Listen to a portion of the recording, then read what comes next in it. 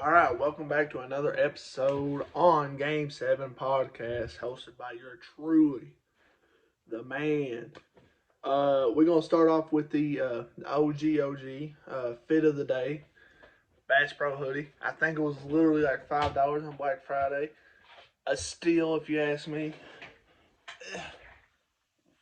Amps, Walmart or not PJs, my apologies. Walmart sweatpants, and of course the Granddad house shoes. Now, let's hop right into it. We're gonna go with Lakers' new crew. They played last night all together. Finally, I say finally, but I mean it's been like 5, 6, 7 days. I don't know. AD dropped 28 and 10. LeBron James dropped 21, 6 and 6, and D'Lo dropped 21 and 7, and they absolutely killed the Pelicans, 120 to 102. With that being said, Pelicans did not have Zion. So they beat a injured Pelicans team. So I don't know how I feel about it. I'm still not like, oh, this is a championship team because I don't see it. Rue, oh, I went down the wrong pipe. I think it's also going to create locker room problems. Rue left the Wizards to get better playing time, to get better minutes. Same thing. To get just an all around a better role spot for himself. He's came to the Lakers. This new crew came to the Lakers. Now he's in the exact same spot where he was. Don't know how he's going to feel about that. Don't know how it's going to fold out. But that's what it is. All right.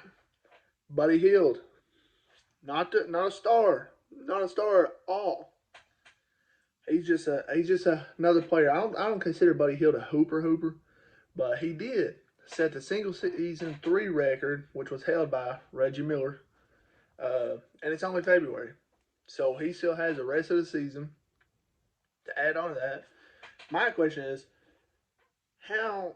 what has the Pacers been doing? Have they just not had any shooters? Like, was Paul George really not a shooter? I was young. I didn't really keep up with it too much. Was he not a shooter? I have no clue.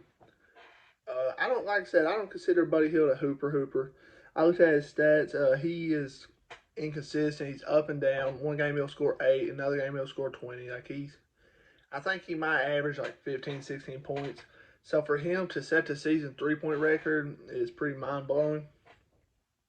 But I don't know.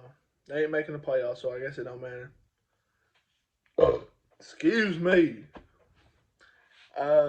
Bridges joined the 40-point club in Brooklyn this season. There's only been 3 other people to do it.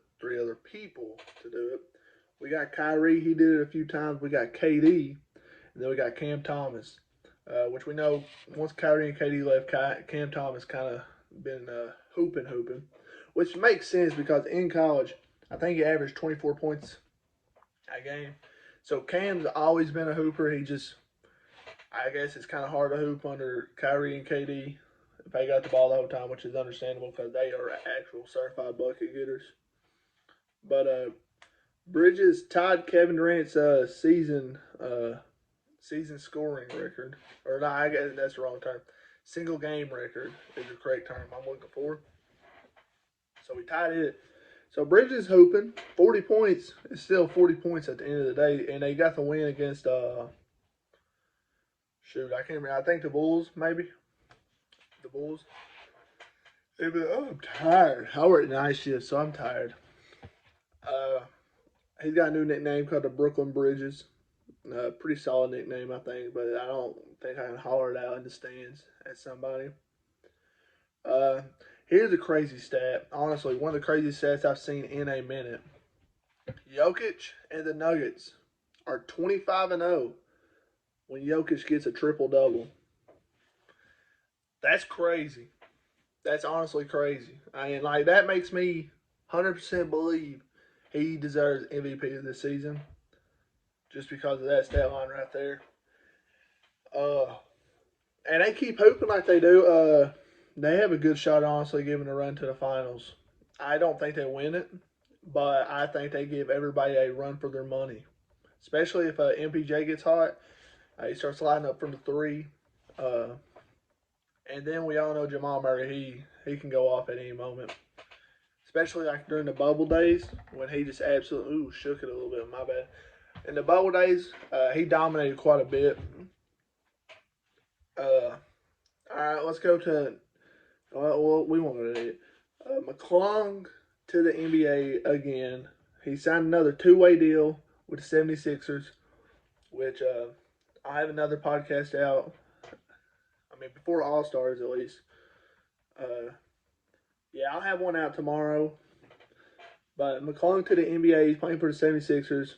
I don't know if this helps him much. I don't know if he'll see minutes really. Because any other time he's been pulled out, or pulled up, I should say, he'll average like 2 minutes. Like, I know when the Bulls pulled him up, they didn't play him for like 2 games. And in the last game, they played him for like 3 minutes. Makes no sense. I don't know why you would pay a kid money just for him to sit on the bench. I don't know. Which I'm not no GM or nothing. I just see from the TV. Alright. Let's go to news that you might not have heard about. It's not the crazy news, but it's NBA news. Kevin Love is requesting a buyout, so he will be bought out. Now, this does mean, voice crack. Alright, this does mean that he will go to a different team. Now, I don't think he goes to the Lakers. I don't really know what team could use him. I guess just some big man that can move a little slow. But at the end of the day, he will be a good piece for any team. He could honestly go to Nets. They ain't got nobody. They got Claxton. But other than that, I mean, I don't know. He could go anywhere. West Virginia, I don't care. That's funny. Dogs barking, I apologize. Now let's get into something fun of the NBA. 15 years ago today, somebody light my candles, because this is the greatest dunk of all time. Oh, are you kidding me? And it stayed on. It stayed on. Chuck, come on, Chuck. He blew it out, Chuck. That's not a 10. He blew it out. That's not a 10. Have you blown out a candle on the top of the brim? Hey, that's not. He didn't blow that candle out. Don't even try it. Well, we must see it in instant replay because only us at TNT has it. Now he goes up. It's still out. He takes the ball. He blew it out. He blew it out. He blew it out, Chuck. Chuck, he blew the handle out. Okay. Maybe not the greatest dunk of all time, but it's a fun dunk. I wouldn't mind seeing some more stuff like this in the dunk contest because honestly, they've been downhill lately. Need AG back in it. That'd be amazing. But I got some dunk contest news I will talk about tomorrow.